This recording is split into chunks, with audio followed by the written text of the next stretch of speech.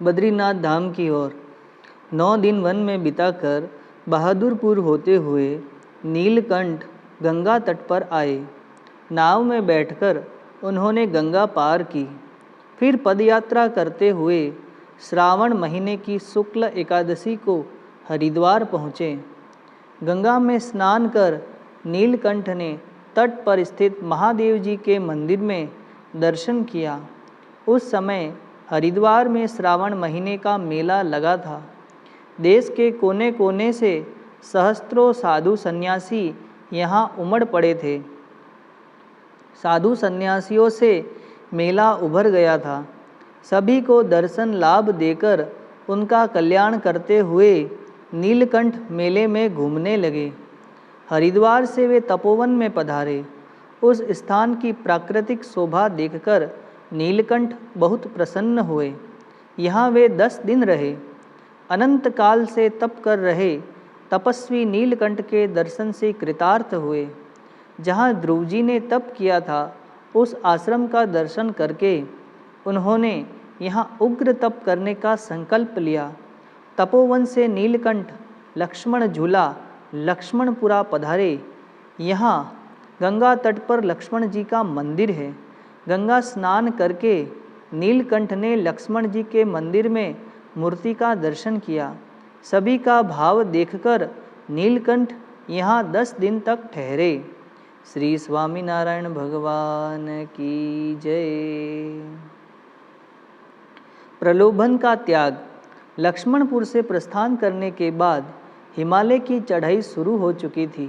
चलते चलते नीलकंठ श्रीपुर शहर पहुँचे।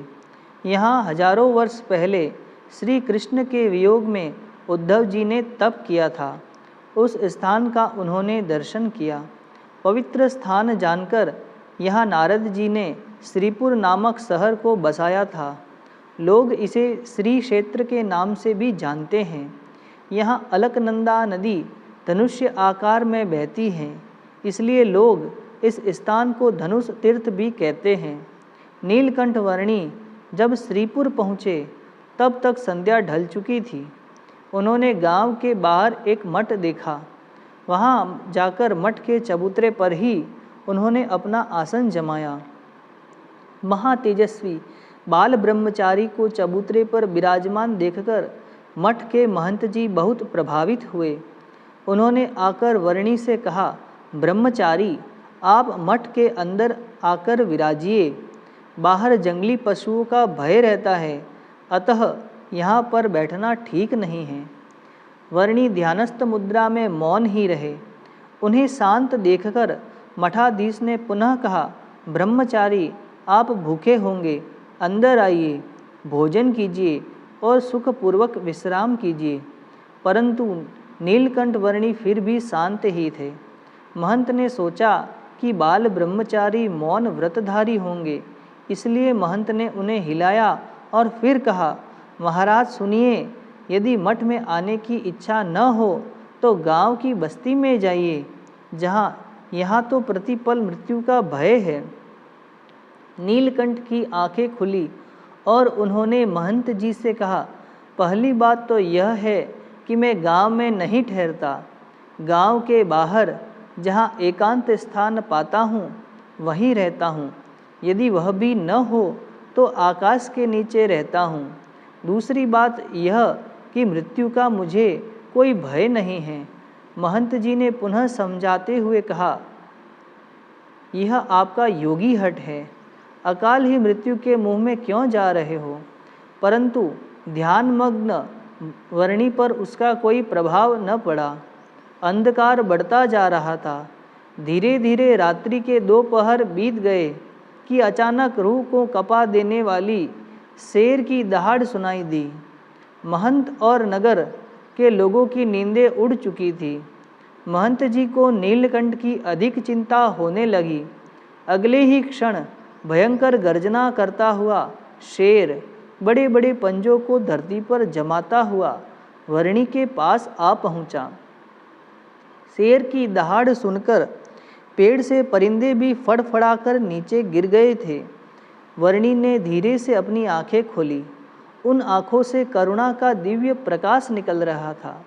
दृष्टिपात होते ही शेर निश्चेतन होकर समाधि का दिव्य आनंद लेता हुआ वर्णी के चरणों में आकर बैठ गया। यह बिल्कुल ही जड़वत हो गया था। महंत जी ने खिड़की खोली और बाहर का दृश्य देखा तो चकित रह गए। नीलकंठ बड़े स्नेह से शेर के शरीर पर हाथ फेरने लगे। उनके दिव्य स्पर्श से समाधिवत आनंद में शेर अपना सिर हिलाते हुए उनके चरणों को सूंघने लगा। यह देखकर महंत जी और उनके शिष्य बोल उठे, नीलकंठ तो कोई ईश्वरीय अवतार लगते हैं, जिसकी गर्जना मात्र सुनकर बड़े बड़े वीरों की वीरता हवा हो जाती है। वही भयानक शेर आज नीलकंठ वर्णी के चरणों में गाय की तरह बैठा हुआ था। नीलकंठ की यह कोई सिद्धि नहीं, बल्कि उनकी दिव्य शक्ति, करुणा और कल्याण भावना का ही चमत्कार था। प्रातःकाल उठकर वर्णी जब नदी तट पर प्रातः विधि के लिए जाने लगे तो शेर भी वर्णी के पीछे पीछे चलने लगा। नदी तट पर आते ही नीलकंठ के संकेत से वह सिर झुकाए झाड़ियों में अदृश्य हो गया। पीछे आ रहे महंत जी और गांव के लोगों ने दूर से ही सारा दृश्य देखा तो भाव विभोर होकर वे वर्णी के पास आ पहुँचे। महंत जी ने हाथ जोड़कर नीलकंठ से कहा, प्रभु, आप तो कोई दिव्य अवतार है। यदि आप हमारे मठ में रहें तो मैं आपको मठाधिपति बना दूंगा। लाखों रुपये इस मठ की आय है। वर्णी ने इनकार करते हुए कहा, महाराज, मठ, आश्रम या धन की अपेक्षा होती तो मैं गृह त्याग कर क्यों निकलता। मुझे तो तीर्थ स्थानों पर जाकर अनेक जीवों का कल्याण करना है और विश्व को सच्चे सत्संग का मार्गदर्शन देना है। इतने बड़े महंत पद का प्रलोभन ठुकराकर वर्णिराज वहाँ से प्रस्थान करके घने जंगलों में अदृश्य हो गए। यहाँ से उन्होंने चित्तभंग पर्वत और मनभंग पर्वत का रास्ता तय किया।